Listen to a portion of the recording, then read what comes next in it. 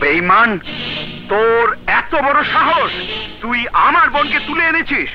আজ আজ তোকে জীবন্ত ছাড়বো না। ভাইয়া, শিশির আমাকে তুলে আনেনি, আমি নিজে এসে চলে এসেছি। কোনো কথাই আমি শুনতে চাই না। সরে যাবো।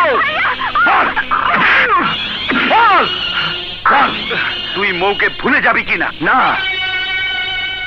আমিও যদি কাউকে আঘাত করি তাহলে প্রতিঘাত করার ক্ষমতা কেউ রাখে না। কিন্তু আমি কিছুই বলবো না, কারণ আপনি বিশ্বাস না করলেও সবাই জানে আপনি শুধু মৌরি ভাইয়া নন, আমারও বড় ভাই। আমাকে যতই আঘাত করেন না কেন, মৌকে আমি কিছুতেই ভুলতে পারবো না। না না, আমি কিছুই মানি না। ভুলতে তোকে হবেই। ভাইয়া, প্রয়োজন হলে আমাকে মারো, কিন্তু শিশিরকে তুমি আর মারতে পারবে না। না, ওকে আজ আমি মেরেই ফেলবো।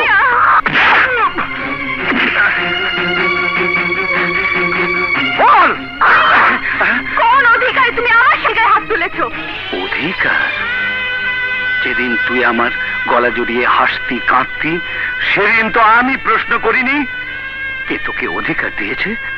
যখন তোকে শত ঝড়ঝাপটা থেকে বাঁচাবার জন্য বুকের আড়াল করে রেখেছি, সেদিন তো অধিকারের প্রশ্ন ওঠেনি। অনাহারে অর্ধাহারে আট পেটা খেয়ে তোকে মানুষের মতো মানুষ করে তুলেছি, তখন তো ভেবে দেখিনি অধিকার কাকে বলে। আমার বাড়ি, গাড়ি, ইন্ডাস্ট্রি কোনো কিছুরই প্রয়োজন নেই।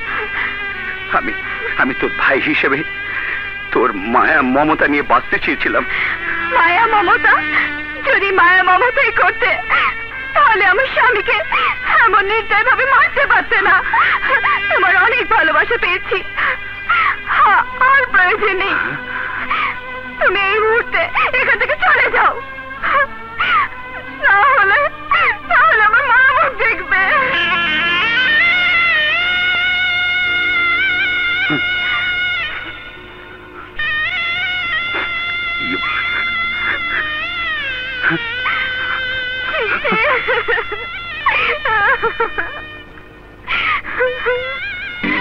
কোন অধিকারে তুমি আমার স্বামীর গায়ে হাত তুলেছো?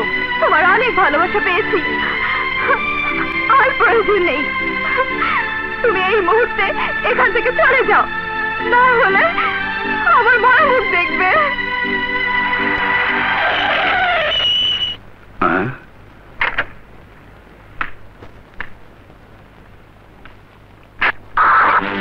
কি ব্যাপার, তোমরা আমার পথ আটকে রেখেছো? ইয়েস মিস্টার হাসান চৌধুরী, আমরা আপনার জীবনটা চাই। আমার জীবন চাও? কেন? আমি কি অপরাধ করেছি? সেটা জানি না, তবে আপনাকে খুন করতে পারলে নগদ 20 লক্ষ টাকা পাবো। 20 লক্ষ টাকা পাবে?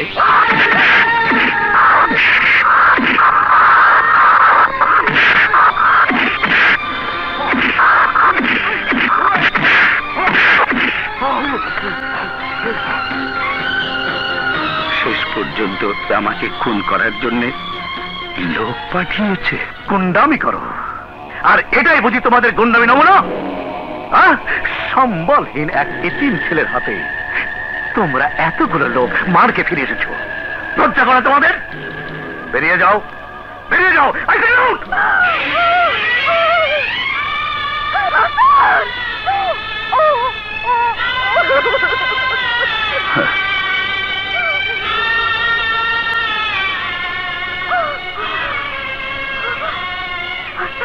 হাসান, তোমার কি হয়েছে? তোমার এই অবস্থা কে করেছে? গুন্ডারা। গুন্ডারা তোমাকে আমার নির্দয় ভাবে মেরেছে? ওদের মনে কি এতটুকু মায়া দেওয়া ছিল না? শাহানা, তুমি আমার শরীরে গুন্ডাদের আঘাত করা এই ক্ষত চিহ্ন দেখে দুঃখ পাচ্ছ, কাঁদছ, হাহাকার করছো, কিন্তু আজ মৌ আমার হৃদয়ে আঘাত করে সে ক্ষত চিহ্ন এঁকে দিয়েছে। তা যদি তুমি চোখে দেখতে, তাহলে তোমার বাক শক্তি স্তব্ধ হয়ে যেত। তোমার খুব কষ্ট হচ্ছে না লক্ষ্মীটি?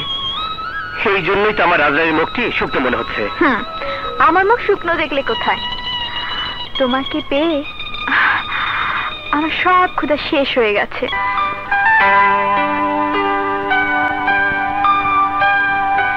যখন কাজের শেষে ক্লান্ত হবে, বিছানায় শুয়ে ঘুমোতে যাবে,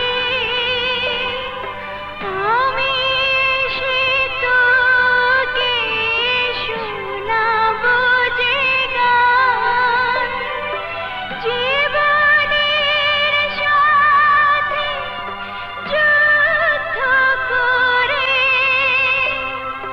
চিরজয়ী হব আমরা দুজন। আমি তোর ছোট বোন, বড় দুষ্টু ছোট বোন।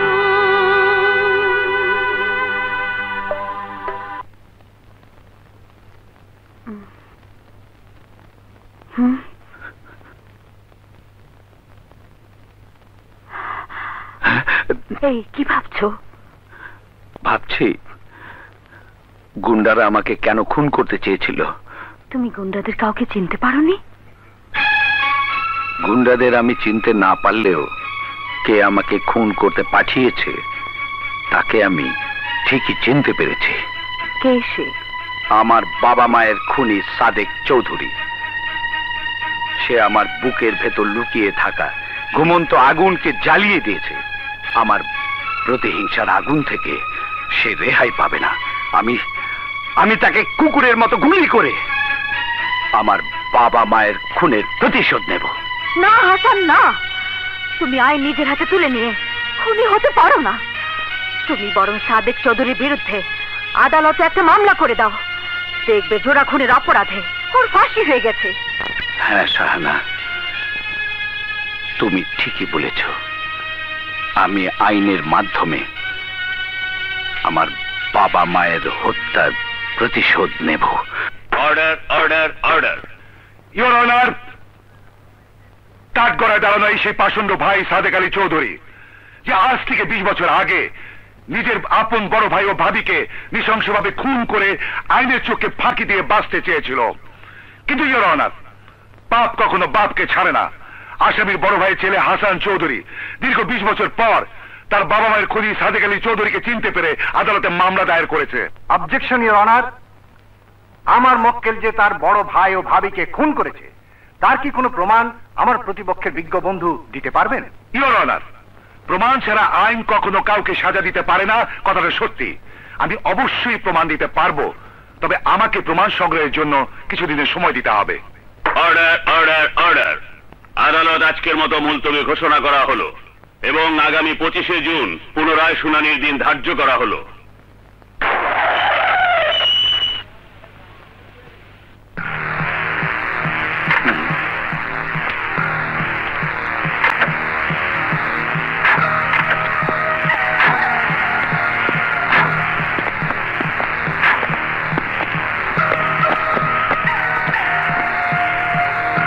চব্বিশ ঘন্টার মধ্যে কেস উইথড্র করবে, নইলে তোর বাবা মায়ের মতো তোকেও পরপারে ভিসা লাগিয়ে দেবে। মুসলমান কখনো মৃত্যুকে ভয় করে না। আর মৃত্যুর কথা বলছো, সে তো ওই উপরওয়ালার হাতে। আমার মৃত্যুর কথা না ভেবে তুমি তোমার মৃত্যুর কথা ভাবো, কারণ ফাঁসির রায় থেকে তুমি কোনোদিনই বাঁচতে পারবে না। আমাকে ফাঁসির দড়িতে ঝোলানোর আগে তোকে ফাঁসির দড়িতে ঝোলাবো, কথাটা মনে রাখিস। আমাকে ফাঁসির দড়িতে ঝোলাবে? সেই সুযোগ তুমি কোনোদিনই পাবে না। আচ্ছা,